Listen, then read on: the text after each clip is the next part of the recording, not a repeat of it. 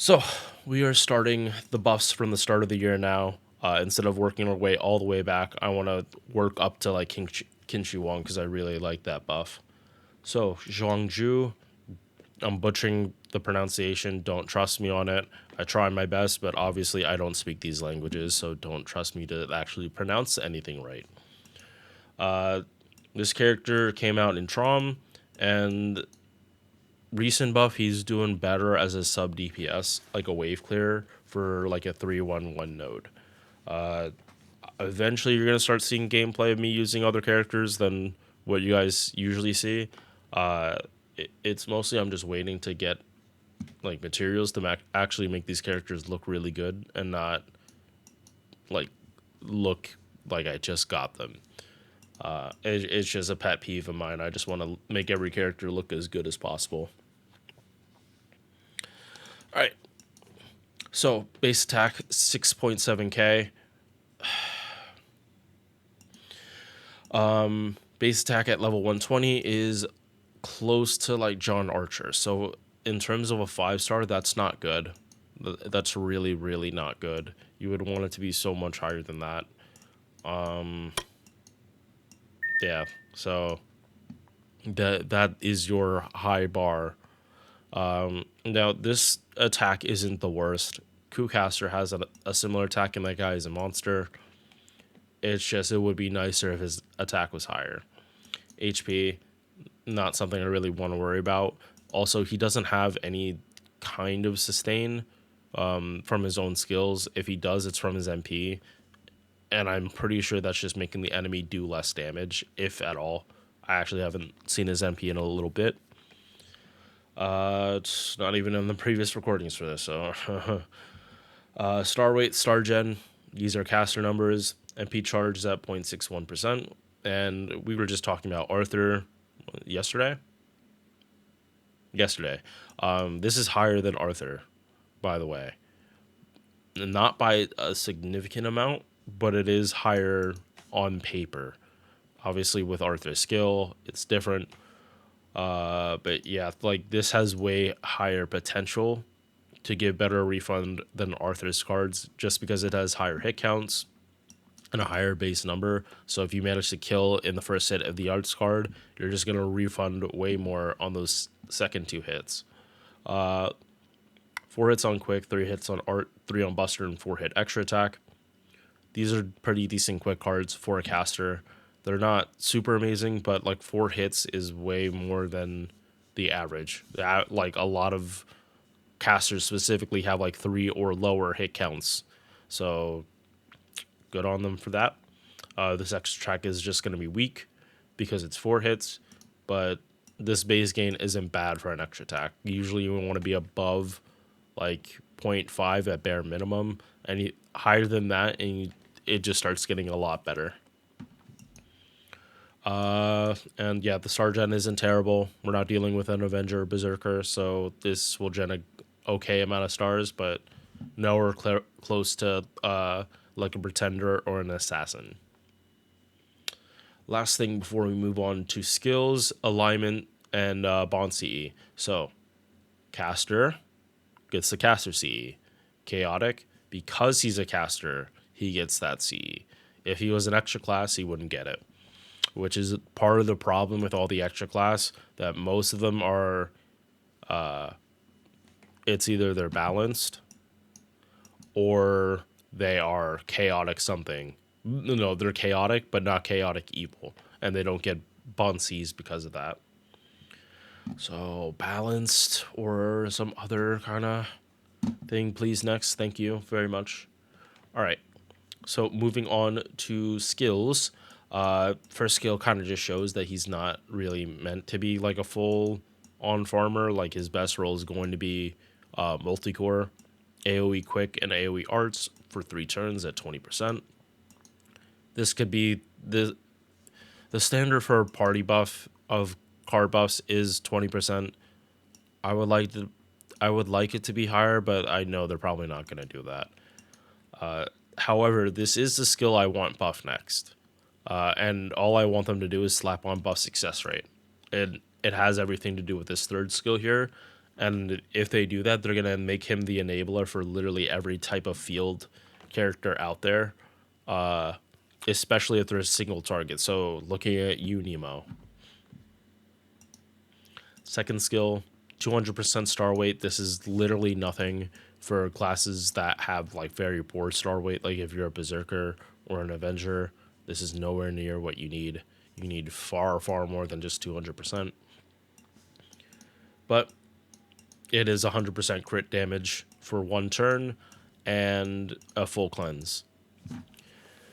So if you put this on, for example, Berserker Castoria, she already has that star weight.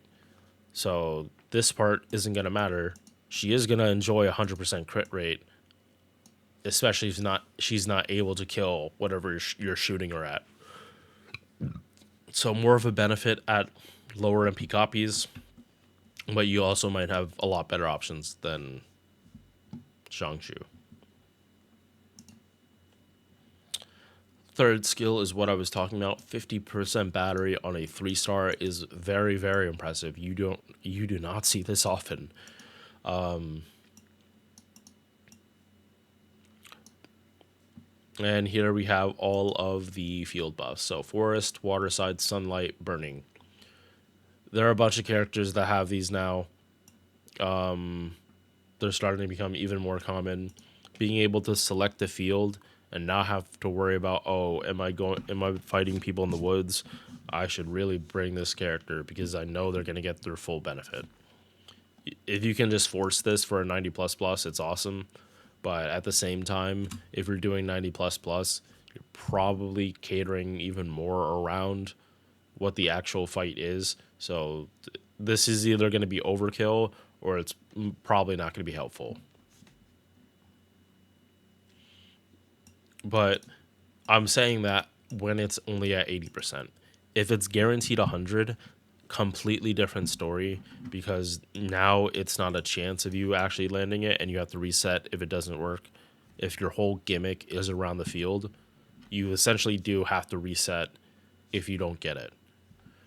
But if you're able to guarantee it every turn, now you can cook with fire. Like you can, for Ozymandias, because again, we're talking single target with AoE. No matter what the field, whatever node you're doing, you can guarantee that his first skill is getting the extra effects.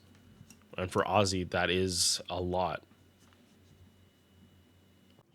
I am now doing monthly $5 giveaways as a way to give back to my channel. I recently hit 500 subs and I want to keep giving back to the people that support me. All you have to do is comment on one of my videos during the month. Doesn't even have to be a video I make that month, and you are entered to win. 5 people can win every month with 1 win per person per month. Only 1 comment is counted as an entry every month. I will send you the prize in a way that works for both of us. Thank you for watching. Now let's get back to the video. All right, let's move on. Territory creation B, 8% arts. Item construction for 8% debuff. I believe this is for his MP. Again, I haven't looked at it in a while, so not even in the previous recordings. So we'll see soon. Pen skill. He's a 3-star. You can get these whenever you want. Really doesn't matter. You don't even need mana loading. He has a 50% battery. If you're going to be doing AoE buffs like Astoria, obviously it matters. But do you need to max this out? Probably not. Really just depends on you. And then anti-caster is just neutral damage. It is what it is. At least against casters, you get higher refund. So this just makes it so you get higher overkill faster. All right, MP is buffed. So originally it was MP damage scaling worse than Arthur's and just normal damage. And then if you were on these battlefields, you were putting these debuffs on. So that was a big thing of why I'm saying first skill should be buff success rate, because you guarantee you land all these debuffs. Rainbow buff plus crit attack chance. So they take more damage from you, and they do less damage. if he's able to loop. And by the way, these are activate first. So the most important for Zhang Jue is he lands the forest. And then every MP he does, it's like a 20% card buff every time. Considering his base is 20 for a card buff, very important. So you do not land this. His farming potential, even if you want him to be the single core, is butchered if you're not already on the forest.